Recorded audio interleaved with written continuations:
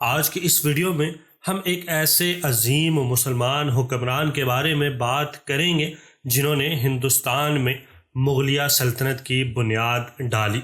جی ہاں، آج کی ویڈیو میں ہم ظہیر الدین محمد بابر کے بارے میں بات کریں گے۔ ظہیر الدین بابر 6 محرم 888 ہجری بمطابق 14 فروری سن 1482 کو پیدا ہوئے۔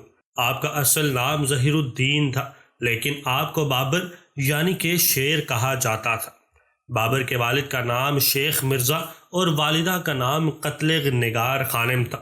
بابر کا سلسلہ نسب تیموری سلطنت کے بانی امیر تیمور سے 5ویں پشت میں جا ملتا ہے، جبکہ بابر کی والدہ چنگیز خان کی نسل سے تھی۔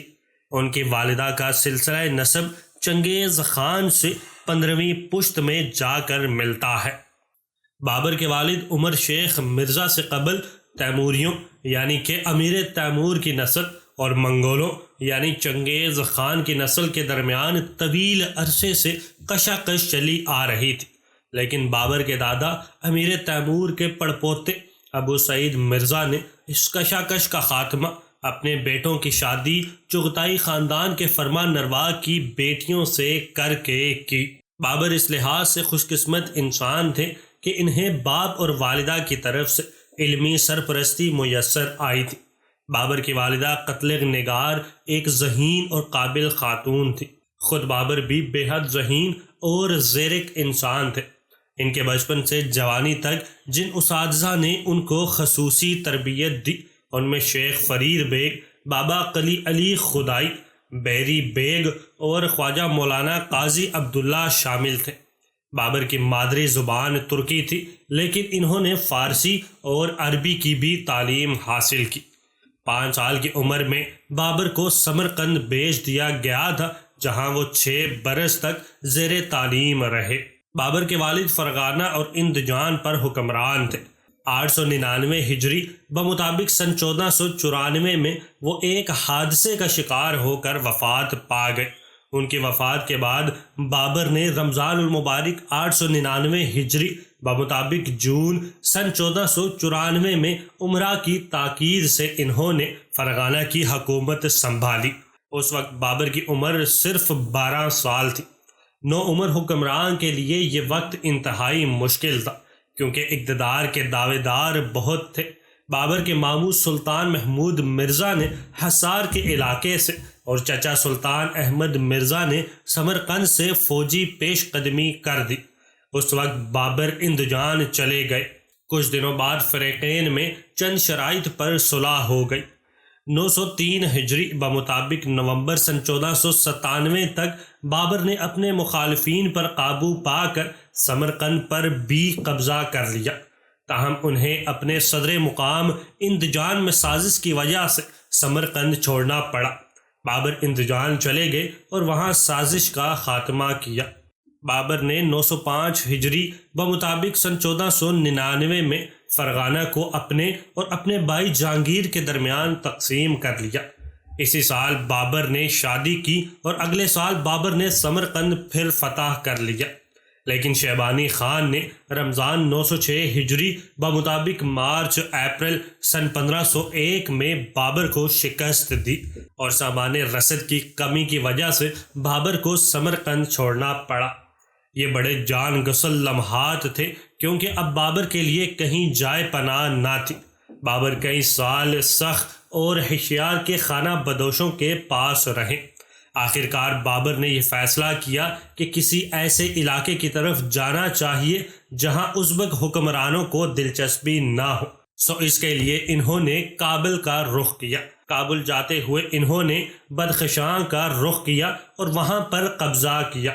کابل پر بابر کے چچا الغ بیگ مرزا کے ایک داماد محمد مقیم کی حکومت تھی۔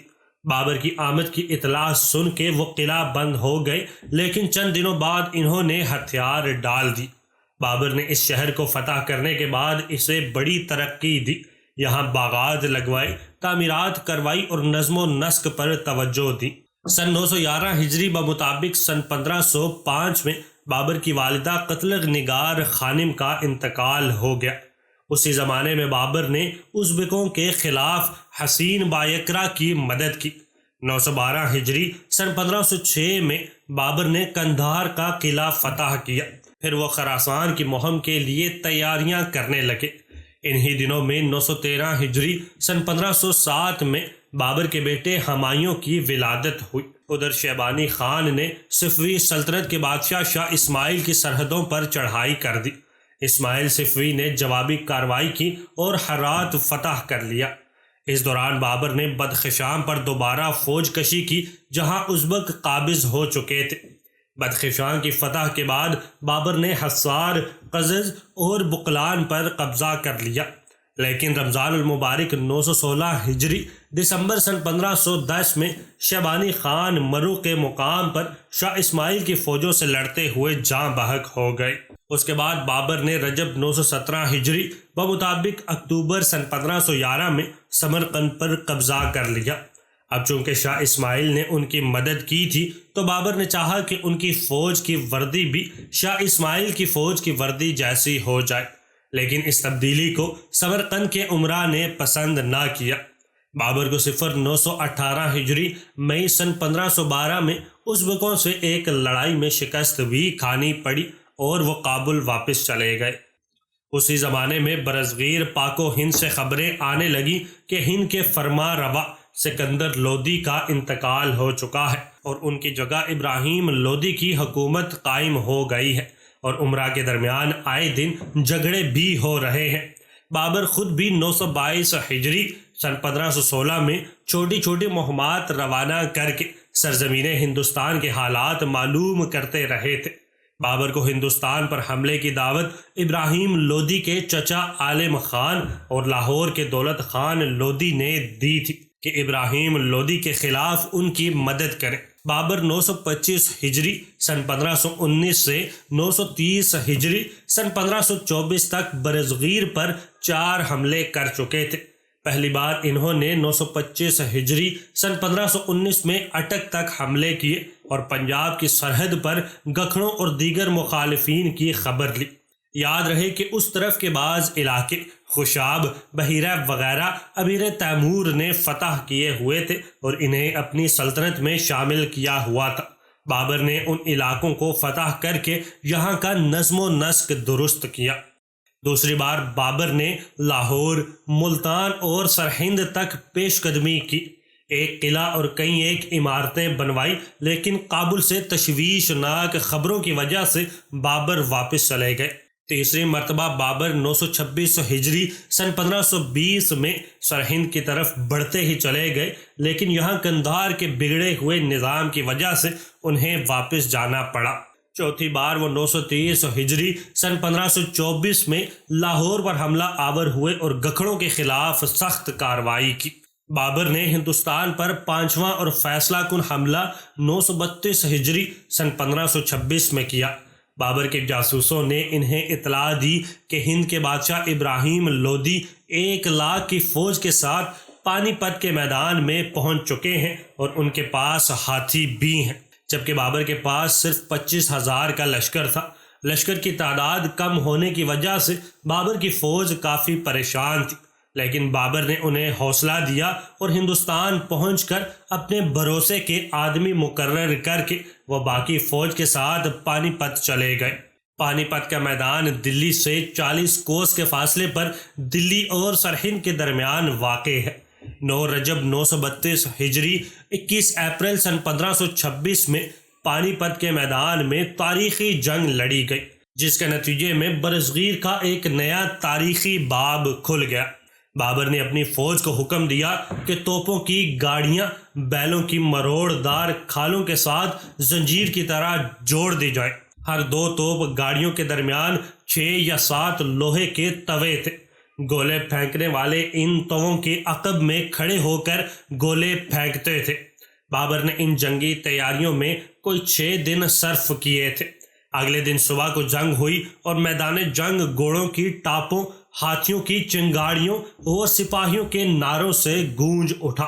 خون کے فوارے اچھلنے لگے اور گرد و غبار کے بادلوں نے میدان کو گھیر لیا۔ توپوں کی گرج نے دلوں میں دہشت پیدا کر دی تھی۔ بابر کی مختصر مگر جنگ آزما فوج کے آگے ابراہیم لودھی کا 10 گنا بڑا لشکر رک نہ سکا اور دوپہر ہونے تک اس کے قدم اکھڑ گئے۔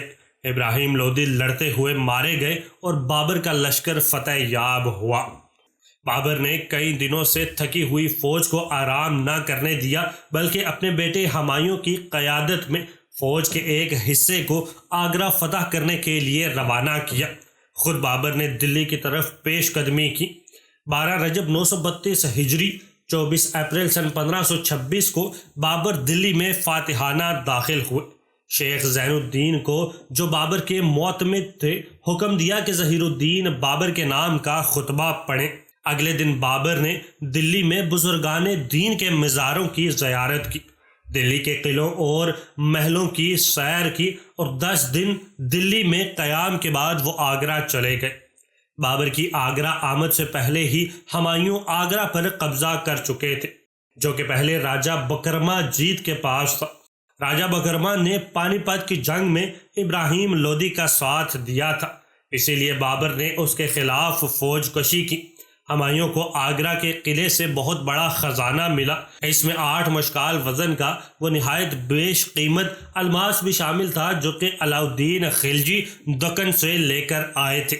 جب ظہیر الدین بابر آگرہ پہنچے تو ان کا شاندار استقبال ہوا۔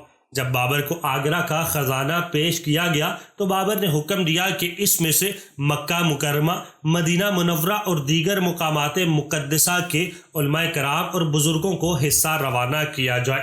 اس کے علاوہ بابر نے کابل اور دیگر تمام ملکوں کے مساکین کے لیے بھی رقوم روانہ کرنے کی ہدایت کی۔ اس موقع پر بابر کی فوج گرمی کی شدت سے پریشان تھی۔ سرسام کی بیماری سے بھی فوج کو شکایت تھی، لیکن بابر کی جوشیلی اور مدلل تقریریں سن کر جوانوں نے پھر کمر ہمت باندھ لی۔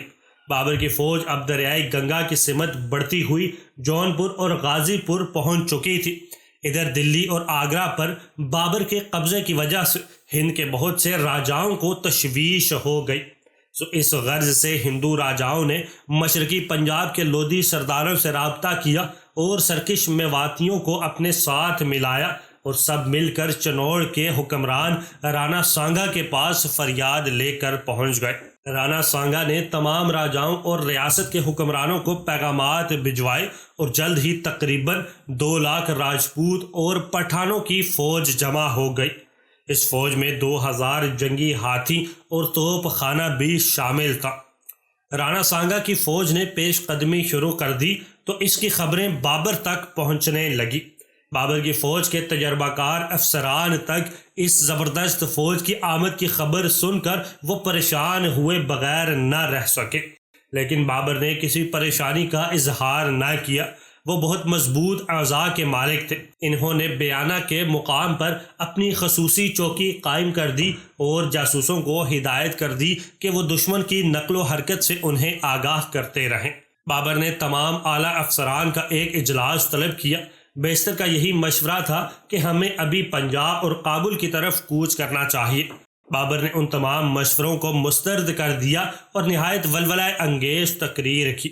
انہوں نے کہا، کیا تمہارے دلوں میں سے شہادت کا جذبہ ختم ہو گیا ہے؟ یاد رکھو، اگر ہم کفار پر غالب آ گئے تو ہم غازی ہوں گے، ورنہ شہادت کا رتبہ تو ہمیں ملے گا ہی۔ کیا یہ بات اس سے بہتر نہیں کہ ہمارا نام صرف بادشاہوں کی تاریخوں میں آئے اور وہ بھی بگوڑوں کے لقب کے ساتھ؟ ہر فرد جو بھی اس دنیا میں آتا ہے فنا ہو جاتا ہے، بدنامی کی زندگی سے ناموری کی موت کتنی بہتر ہے۔ بابر کی اس جوشیلی تقریر نے تمام افسران کی غیرت کو بیدار کر دیا۔ سب نے عہد کیا کہ وہ کفار کے مقابلے میں جان دینے کے لیے تیار ہیں۔ جمادی الاول 933 ہجری 13 فروری سن 1527 کو آگرہ کے قریب خانوا کے مقام پر دونوں فوجوں کے درمیان خون ریز جنگ کا آغاز ہوا۔ یہاں دشمن کی تعداد بہت زیادہ تھی، لیکن بابر کے جوان یہاں سر پر کفن باندھ کر لڑ رہے تھے۔ رانا سانگا کی فوج کا ہر اول دستہ حسن خان میواتی کی قیادت میں 10,000 سواروں پر مشتمل تھا۔ اس کے ساتھ راجپوتوں کا ایک بہادر گروہ بھی تھا۔ اس ہر اول دستے کے حملے سے بابر کی فوج کا ایک حصہ کمزور ہونے لگا اور قریب تھا کہ اس کے قدم اکھڑ جاتے۔ بابر نے یہاں مرکزی فوج کے حصے کو پیش قدمی کا حکم دے دیا۔ حسن میواتی کے تیر اندازوں نے تیروں کی بارش کر دی، لیکن بابر کے سپاہی تیروں کی پرواہ کیے بغیر آگے بڑھتے رہے۔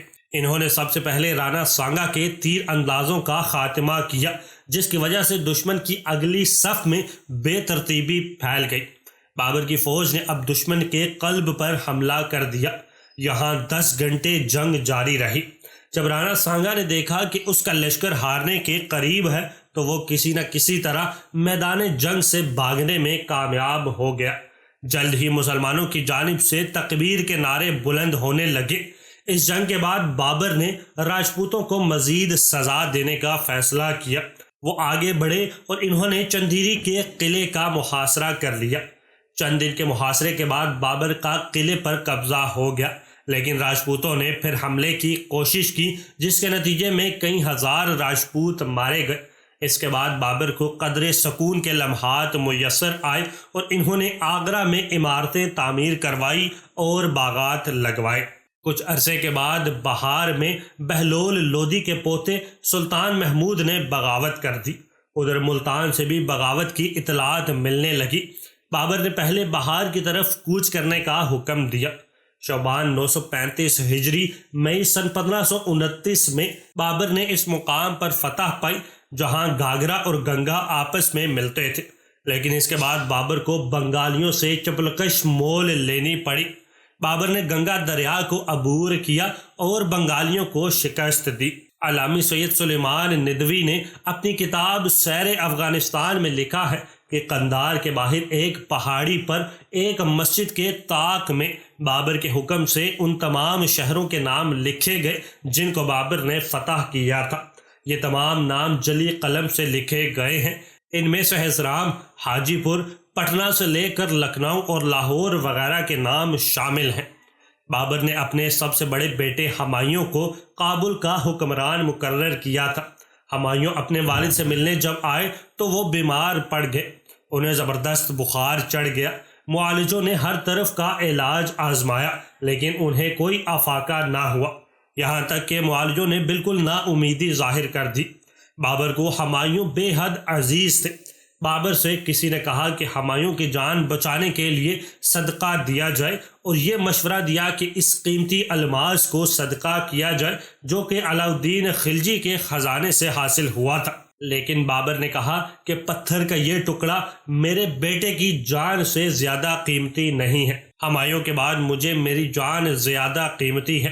چنانچہ بابر تنہائی میں چلے گئے، جہاں انہوں نے رو رو کر اللہ تبارک و تعالیٰ سے اپنے بیٹے کے صحت کی دعائیں مانگی۔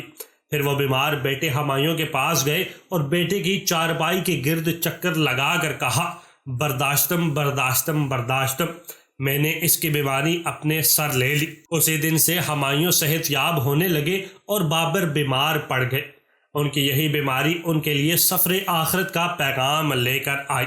6 جمادی الاول 938 ہجری 26 دسمبر سن 1530 کو مغلیہ سلطنت کے بانی اور اول اعظم حکمران نے اس عالم فانی کو آگرہ میں خیر آباد کہا۔ انتقال سے قبل بابر نے ہمایوں کو اپنا جانشین مقرر کر دیا تھا۔ بابر کو آگرہ میں امانتاً دفن کیا گیا۔ کئی سال بعد بابر کی وصیت کے مطابق ان کی نعش کابل منتقل کر دی گئی اور ان کی خواہش کے مطابق باغ نور افشاں میں سپرد خاک کر دیا گیا۔ اس باغ سے بابر کو بڑی محبت تھی۔ بابر کا مزار اسی باغ میں واقع ہے۔ مورخین کے مطابق شیر شاہ سوری نے بابر کی اہلیہ بی بی مبارکہ کو اجازت دی تھی کہ وہ بابر کا تابوت دفن کرنے کے لیے آگرہ سے کابل لے جائیں۔ امید کرتا ہوں کہ آپ کو آج کی یہ ویڈیو پسند آئی ہوگی۔ ملتے ہیں اگلی ویڈیو میں، تب تک اپنا بہت سارا خیال رکھیے گا۔ اللہ حافظ۔